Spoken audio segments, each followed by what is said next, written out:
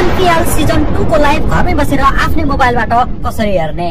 NPL season 1 युट्युबबाट फ्रीमा हेर्न मिलेको थियो, तर एनपीएल सिजन 2 भने फ्रीमा हेर्न नमिल्ने पक्का भएको छ। Nepal premier league season 2 OTT प्लेटफर्मबाट प्रत्यक्ष प्रसारण अथवा लाइभ हुनेछ।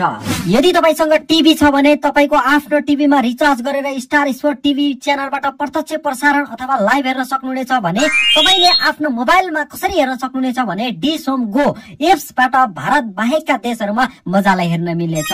तर यो वर्ष तपाईलाई थाहा नै छ कि फ्रीमा हामीले एनपीएल हेर्न मिल्दैन। तपाईले एनपीएल हेर्नको लागि यदि तपाई नेपाली हुनुहुन्छ अथवा नेपालमै हुनुहुन्छ भने तपाईको 300 रुपैयाँ तिर्न पर्नेछ। खाडी मुलुकमा हुनुहुन्छ भने तपाईले 500 रुपैयाँ तिर्न पर्नेछ र त्यो बाहेकका देशहरूमा हुनुहुन्छ भने तपाईको $10 तिर्न पर्नेछ तपाईले एनपीएल हेर्नको लागि। डिश होम गो एप्सबाट तपाईले खल्ती, इसेवा, भिसा, मास्टर कार्डबाट पैसा तिरेर मजाले एनपीएल सिजन 2 को पुरै अवधि भरको गेम हेर्न सक्नुहुनेछ। एनपीएल सिजन 2 को गेम हेर्नको लागि तपाईले आफ्नो मोबाइलमा एउटा एप्स डाउनलोड गर्नुपर्ने हुन्छ।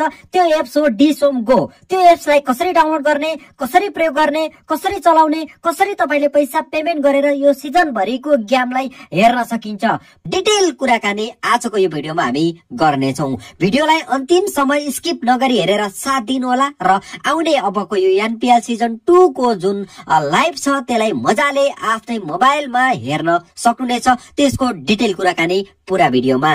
नमस्कार साथीहरू, म हुँ वीरेन्द्र साई। तपाईलाई मेरो टेक वीरेन युट्युब च्यानलमा स्वागत छ। लागौं साथीहरू आजको विषयवस्तुतर्फ। सबैभन्दा पहिला म तपाईलाई dish home go apps download गर्ने तरिकादेखि लगेर साइन अप देखि लगेर पैसा पेमेन्ट गरेर एनपीएल सिजन 2 को लाइभ हेर्ने तरिका सिकाउँछु। त्यसको लागि सबभन्दा पहिला तपाई आफ्नो मोबाइलमा भएको प्ले स्टोर, यदि तपाईको एन्ड्रोइड फोन छ भने प्ले स्टोरमा जानु होला र तपाईको आइफोन छ भने एप स्टोरमा जानु होला।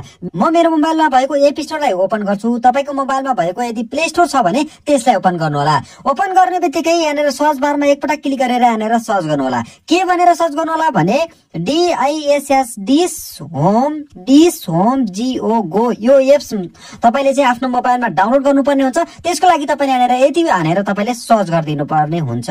अब सर्च गरिसकेपछि तपाईको सामु यो किसिमको एप्स आउनेछ। तपाईले यहाँनिर टपमा देख्नुभयो यो किसिमको एप्स छ। यसलाई तपाईले इन्स्टल गर्नु होला। मेरोमा अलरेडी डाउनलोड गरिसकेका कारण मेरोमा ओपन भनेको छ। तपाईले सबभन्दा पहिला यसलाई इन्स्टल गर्नु होला र त्योभन्दा पछि अटोमेटिक ओपन हुनेछ र त्यसपछि तपाईले ओपन गर्नु होला।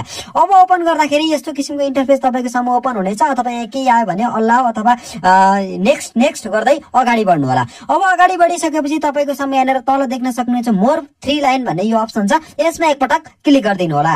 यसमा क्लिक गरिसकेपछि तपाईले यहाँनिर लगइन भन्ने अप्सन छ। लगइनमा सबभन्दा पहिला क्लिक गर्नु होला। अब तपाईको सामु यस्तो किसिमको इन्टरफेस ओपन हुनेछ। ओपन भइसकेपछि तपाईले यहाँनिर विभिन्न माध्यमबाट एप्सलाई लगइन गर्न सकिनेछ।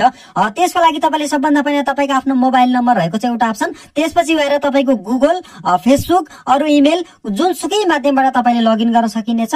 मैले तपाईको सामु चाहिँ यहाँनिर मोबाइल नम्बरबाट लगइन गर्छु र तपाईले चाहिँ यहाँबाट जुनसुकै माध्यमबाट पनि तपाईले लगइन गर्न सक्नुहुन्छ। कुनै एउटा माध्यमबाट तपाईले लगइन गर्दा हुन्छ।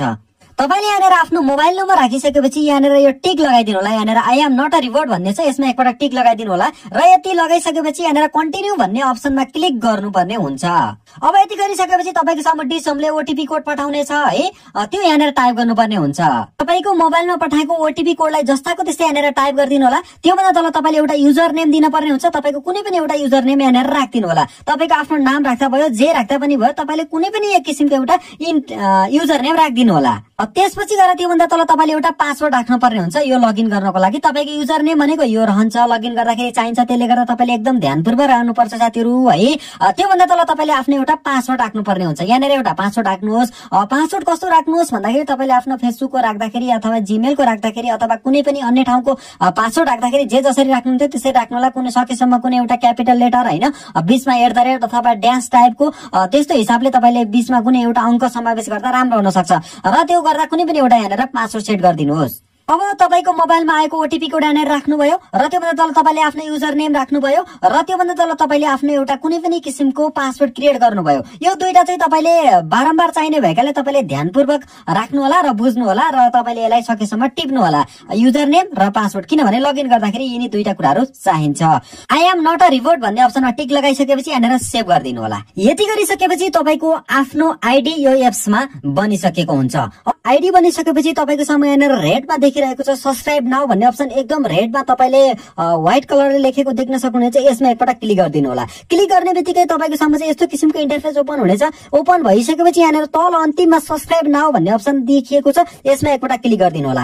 अब यति गरिसकेपछि तपाईले यहाँनिर पेमेन्ट माध्यम तपाईले चाहिँ यहाँनिर सिलेक्ट गर्नुपर्ने हुन्छ। तपाईले खल्तीबाट पेमेन्ट गर्ने, इस्युबाट पेमेन्ट गर्ने अथवा गेटवेबाट पेमेन्ट गर्ने, तपाईले आफ्नो मोबाइलमा कुनबाट तपाईले पैसाहरू पेमेन्ट अथवा कारोबार गरिरहनु भएको छ त्यो एप्सलाई तपाईले सिलेक्ट गर्नु होला। मैले यहाँनिर प्रायः जसो इस्युलाई सिलेक्ट गरेँ, किनभने मैले इस्यु चलाइरहेको हुन्छु हैन। यदि तपाईसँग खल्ती छ भने खल्ती पनि सिलेक्ट गर्न सक्नुहुनेछ। अब यति गरिसकेपछि मैले इस्युमा यहाँनिर सिलेक्ट गरेँ। त्यसपछि यहाँनिर तपाईले के गर्नु होला भने सब्स्क्राइब नाउ भनेर यहाँनिर क्लिक गरिदिनु होला। अब यति गरिसकेपछि डाइरेक्टली तपाईको सामु चाहिँ यहाँनिर इस्युको होम पेज खुलिहाल्नेछ। तपाईले यहाँनिर सबभन्दा माथि तपाईको आफ्नो इस्यु आइडी राख्नुहोस् र त्योभन्दा तल तपाईको आफ्नो पासवर्ड अथवा पिन के हो 4 अक्षरको त्यो तल राख्नुहोस् र त्यसपछि यहाँनिर लगइन भन्ने अप्सनमा क्लिक गरिहाल्नुहोस्। मेरो यहाँनिर ब्यालेन्स नभएका कारण पेमेन्ट हुन सकेन। यदि तपाईको सामु चाहिँ ब्यालेन्सहरू छ 300 रुपियाँहरू छ भने तपाईको डाइरेक्टली तपाईले लगइन गर्ने बित्तिकै तपाईको मोबाइल नम्बरमा एउटा कोड आउनेछ। त्यो कोडलाई तपाईले यहाँनिर राखिदिनुहोस् र तपाईले सबमिट गर्नुहोस्। त्यसपछि तपाईको पेमेन्ट सक्सेसफुल भइहाल्नेछ। अब सक्सेसफुल भइसकेपछि तपाईले पुनः तपाई आफ्नो एप्समा आउनु होला। तपाईको पेमेन्ट सक्सेसफुल भइसक्यो भने, मेरो त्यहाँनिर अलिकति हुन सकेन विविध कारणवश, तपाईको पेमेन्ट सक्सेसफुल भइसक्यो भने तपाईले डाइरेक्टली यो एप्समा आउनु होला। एप्समा आइसकेपछि तपाईँ यहाँनिर मोर भन्ने अप्सन छ, यसमा एकपटक क्लिक गर्नु होला र तपाईँ यहाँनिर के गर्नु होला भने माई प्लान्स भन्ने अप्सन छ, यसमा एकपटक क्लिक गरिदिनु होला। अब यसमा क्लिक गरिसकेपछि के हुनेछ भने यो माई प्लान्सको भित्र है तपाईको सामु चाहिँ जुन पर्चेस गरेको छ त्यो कुरा तपाईले यहाँनिर थाहा हुनेछ। अथवा यसको मुनि तपाईको एनपीएल सेक्सन भन्ने अप्सन रहेको हुन्छ। माई प्लान्समा तपाईले पर्चेस गरेको कुराहरू थाहा हुन्छ हैन। तपाई माई प्लान्समा आएर यसको भित्र एनपीएल सेक्सन भन्ने अप्सन हुन्छ, त्यसमा क्लिक गर्नु होला। मेरो यहाँनिर अहिले पेमेन्ट नगरेका कारण देखाएन। अब यति गरिसकेपछि तपाईले 1 महिना भरिमा चल्ने सम्पूर्ण गेमहरू हेर्न सकिहाल्नुहुनेछ। यो मोबाइलबाटै घरमा बसेर लाइभ हेर्नको लागि एकदमै बेस्ट र इजी तरिका तपाईले सेटअप गर्ने सम्पूर्ण प्रक्रियाहरू यो नै रहेको छ। लाग्छ सम्पूर्ण कुराहरू बुझ्नु भयो होला। यदि अझै पनि बुझ्नु भएको छैन भने कमेन्ट गर्नुहोस्। यसै भिडियोको डिस्क्रिप्सन बक्समा मेरो सम्पूर्ण सोशल मिडियाको लिंक राखेको छु, त्यहाँ क्लिक गरेर हाम्रो सोशल मिडियामा जोइन भएर हामीसँग तपाईको समस्या परेको खण्डमा हामीले भन्नुभयो भने सकेसम्म समस्या समाधान गर्ने प्रयत्न गर्नेछौँ। आजको भिडियोमा रहेर हामीले एनपीएल सिजन 2 को लाइभ कसरी हेर्ने, घरबाटै मोबाइलमा बसेर आइडी बनाउनदेखि लगेर पैसा पेमेन्ट गर्नेदेखि लगेर हेर्ने तरिकासम्म सिक्यौं। लाग्छ तपाईले मजाले बुझ्नुभयो होला। बुझ्नु भएन भने कमेन्ट गर्नुहोस्। आजको भिडियो यति नै। अरु कुनै पनि नयाँ अपडेट जानकारी र सूचना सहित पुनः उपस्थित हुनेछु र तपाईको सामु भेट हुनेछ। तबसम्मका लागि बाई।